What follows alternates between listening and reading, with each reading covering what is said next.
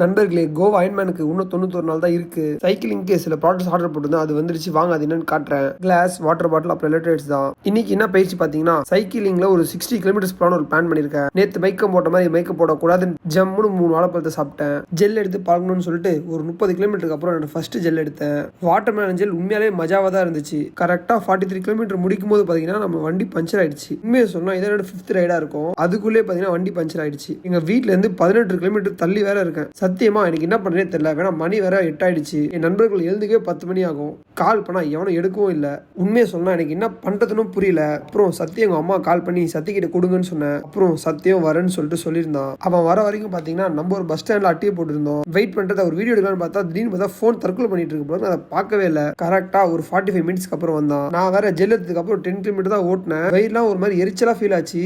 Gel எடுத்தா அப்படிதான் இருக்குமா இல்ல எனக்கு மனப்பிராந்தியான்னு தெரியல. வெறும் வயிற்றுல கூடாதுன்னு சொல்லிட்டு வேகமா போயிட்டு ஒரு பிரியாணி சாப்பிட்டு ஆயிடுச்சு. அப்புறம் கையோட பஞ்சர் கடையை தேடி கண்டுபிடிச்சு போட்டா இந்த ஆணி தான் நம்ம டயர்ல ஏறிட்டு இருக்கு போல. அடுத்த வாட்டி வண்டி பஞ்சர் ஆனா பஞ்சர் போடுறதுக்கு பஞ்சர் கிட்டே வாங்கியாச்சு. ஆனா நம்மளுக்கு பஞ்சர் தான் போட தெரியாது. அப்புறம் வீட்டுக்கு வர 1 மணி போல ஆயிடுச்சு. ஸோ வர வழியில ஒரு கரும்பு ஜூஸ் மஜாவா போட்டு இருந்த டயர்டுக்கு ஒரு 1.5 மணி நேரம் தூங்கிட்டு மதியான உணவுக்கு என்னன்னு பாத்தீங்கன்னா கீரை பருப்பு முட்டை. இன்னைக்கு பாத்தீங்கன்னா லைவ் ஸ்ட்ரீம் மதியானமே போட்டாச்சு.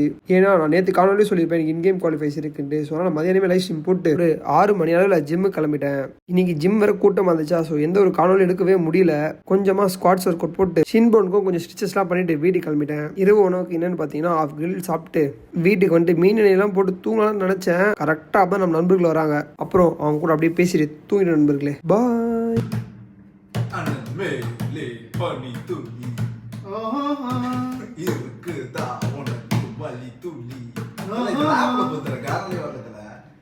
செருப்பு